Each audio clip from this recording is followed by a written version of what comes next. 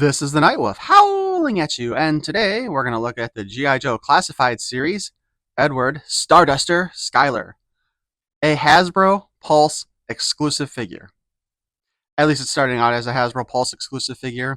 We've recently seen a number of those exclusives end up on websites such as Big Bad Toy Store and Entertainment Earth, and I think even Amazon. On the side of the box, we see some artwork of him where he's looking a lot like RoboCop. To be honest, it's kind of boring looking to me. I think maybe if we saw the whole scene, it would be a little bit more interesting. Just like this, it's just kind of blah. The other side has a slightly expanded dual tone version of the same artwork, which is a little bit more expansive and a little bit more interesting looking. And the icons that apparently nobody actually knows what they are except for the Joe team, which G.I. Joe really does need to have a more expansive website put together for the classified line where they can tell us all that stuff. And finally, on the back of the box, we get our product renders or potentially actual figure diorama shots where we see him in the classic Superman flying pose, which, to be perfectly honest, I think is probably going to be a very bad way to fly on a jetpack design like that. We also just get to see some like close-ups of the G.I. Joe logo and I think it's the Airborne logo. Let's go ahead and open this sucker up.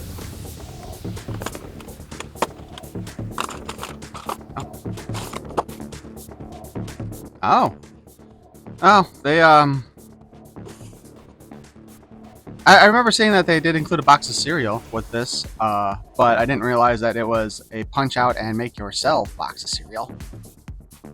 On the one hand, I think that's kind of cool, and it probably was the only way they could get that in there. Because I'm guessing that Hasbro itself was probably too cheap to let the G.I. Joe team give us a nice, like, plastic cereal box with everything on it properly. There's even the crossword on the back.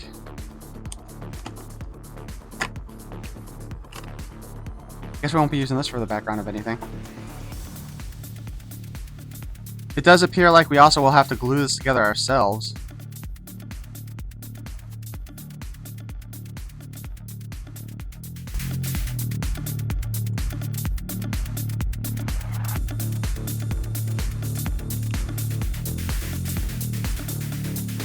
But that's about what it would look like.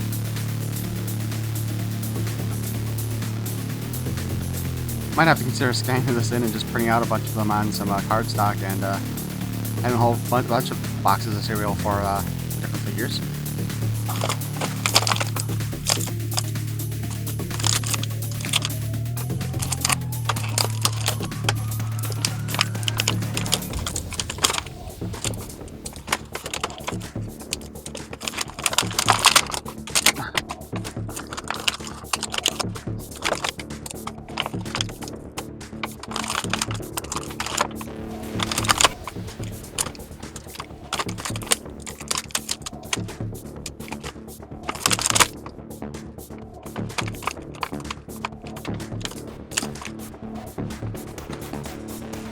So our man Starduster here was a mail-away exclusive for the G.I. Joe Action Stars cereal back in the 80s. I did not know that this existed prior to this version of the figure coming out. I also didn't know there was a G.I. Joe Action Stars cereal prior to this figure coming out. And apparently there were 3 variations on him using, I believe it was different torsos. But since I didn't have any of these and all that fun stuff, I couldn't really show you what the differences are. It's probably a good thing that Hasbro didn't recreate that, though, with these things. Let's take a quick look at his accessories. First and foremost, we have a standard pistol.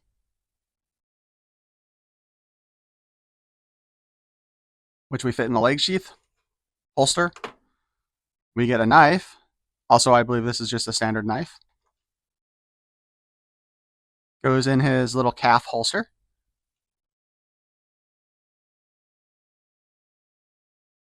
We have 2 fists. We have a kind of a holding hand. And, oh, that's another fist. That's the fist. And we have a pointing finger, which I'm going to kind of assume right now that this is the same one that came with Cobra Commander. We have a standard animation version of the rifle, which I do wish that the retro cardback versions all came with this, but I've noticed a couple of the more recent ones don't. As well as all the older ones. And then we get... I'm not sure what exactly this is. It looks kind of like a shotgun, but I'm kind of thinking it's one of the like a beanbag gun for riot control. But if anybody out there knows what this specific kind of rifle is supposed to be for, please feel free to let me know in the comments. And we have the weird binoculars that came with Duke. So I'm pretty sure this is also the same bandolier that came with Duke as well. We have his RoboCop helmet. The visor does move up and down. And it fits perfectly fine on his head. We can put him in RoboCop mode. But he also comes with, of course, a steel core flight helmet, which turns out to be not one of the helmets. It's actually a head itself. So we got to pop his head off and stick it on there.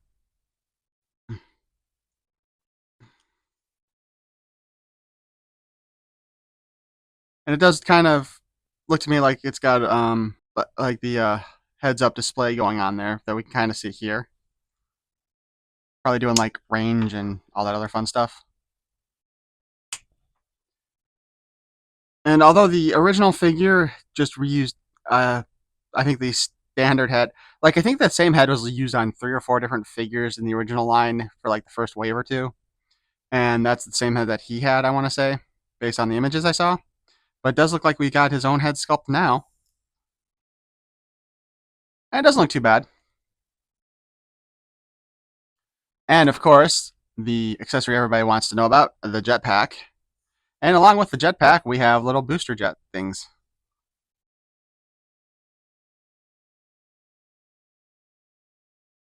Booster jet things. We have the flight special effects parts.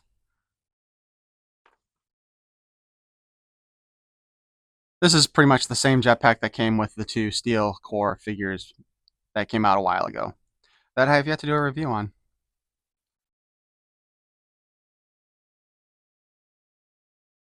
So Starduster here is a pretty nice looking figure. No complaints on that end. Articulation wise, however, we'll take the back jetpack off for this one. He does have the G.I. Joe chicken neck, although the base is very tight and doesn't move a whole heck of a lot. As we saw before, he does not actually have that hinge in his neck that a lot of the figures also have. It's just the straight up ball joint with just kind of like the loose jointing at the top to give that effect. We do have the butterfly joints, and these are actually pretty active joints here. It's a large bit of movement. The arm hinges up, and there were no problems getting this one up there and down. And we can spin around. Bicep cut, spin it.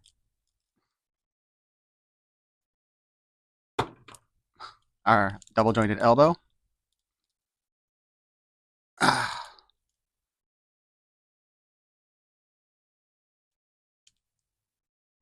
We have the G.I. Joe boob cut going on here, where we can spin it all around if we want. And of course, it's a ball, so you can also wiggle it. And then we have the same ball joint at the waist, so we can also wiggle it all around and turn it. I want to say this actually worked better than a lot of the ones that I've seen. Drop down hip, kick forward, nice high kick, kick back, not quite as nice. Kick outwards and can do the standing split here.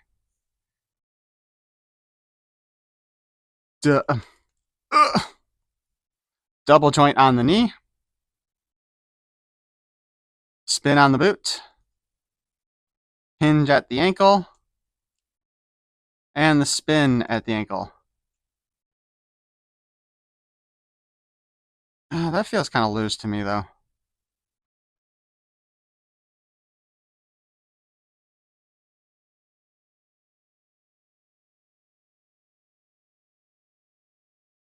Now, for some reason, I can't get his helmet back on.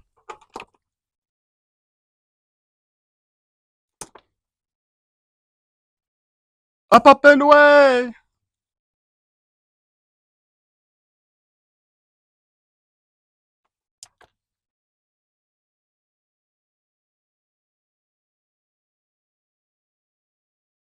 You know, I really hate trying to get the damn trigger finger inside of the trigger guard on these figures.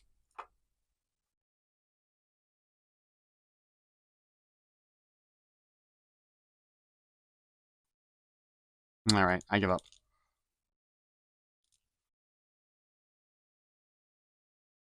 So the mail-away version did come with a file card. Codename, Starduster, Jetpack Trooper. File name, Skyler, Edward J. Actually, why are they leaving out the initials in the box? SN, we're not going to say that. Primary military specialty, infantry transportable air recon. Second military specialty, helicopter assault. Birthplace, Birmingham, California, grade E5. One of these days, I should really look up all the ranks for the grades. Starduster was Dick Grayson. I mean, Starduster was a circus trapeze artist when he enlisted in the Airborne Rangers. He quickly found that his acrobatic skills and boundless energy would come in handy when swinging from a 150-foot rope, but now he did his famous routines suspended from a Huey assault copter, with the audience throwing more than just popcorn and peanuts. It was Duke, however, who recognized how well Starduster's death-defying act would work with the jump jetpack. The combination has been a crowd pleaser ever since. We could be pinned down by artillery rockets and flanking small arms fire, every inch of the sky lit by tracer, the lead so thick in the air that even mosquitoes would take cover. But Starduster would be out there in a flash to spot the bad guys. No question, straight up into the flak with his characteristic "show must go on" attitude, grinning like a Cheshire cat as he calls in enemy positions for our artillery to hit. The guy never fails to keep the act interesting. So he sounds like a pretty cool character. This, of course, was a deluxe Joe, so I think it was around $33 or $35. And I think it's worth it. I think it's pretty cool. I mean, it is a lot of parts reuse, which is, I mean, let's be honest, that's normal for G.I. Joe anyway.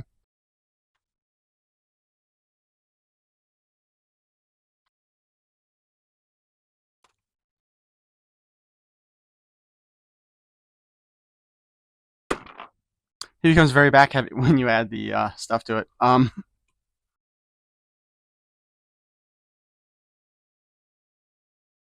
It's a pretty nice figure. There's probably, though, a pretty good chance that he will eventually go on sale or be purchasable on a sale on Hasbro Pulse. So if you're thinking about him, you can probably still get away without actually buying him. He's not going to be like Nemesis Enforcer, where if you don't get him when he shows up, you're probably never seeing him again. Anyway, I hope you enjoyed this look at the G.I. Joe Starduster figure. Please leave some comments below, especially if you know exactly what this type of gun is called. I would appreciate that knowledge. And if I was correct about it being like a crowd control item. And if you can give me a subscription, that would be awesome. I think I am at around $279 last I checked, or $379, I mean. And I'm still hoping to hit 500 by the end of the year. Thanks for watching. Peace and love. As a bit of an added note here with this figure, it's kind of really too bad they didn't give us the hinge in the neck, so we could actually angle his head more forward so he's looking up farther, because if he's flying like this, it would be good if you could see what's in front of him.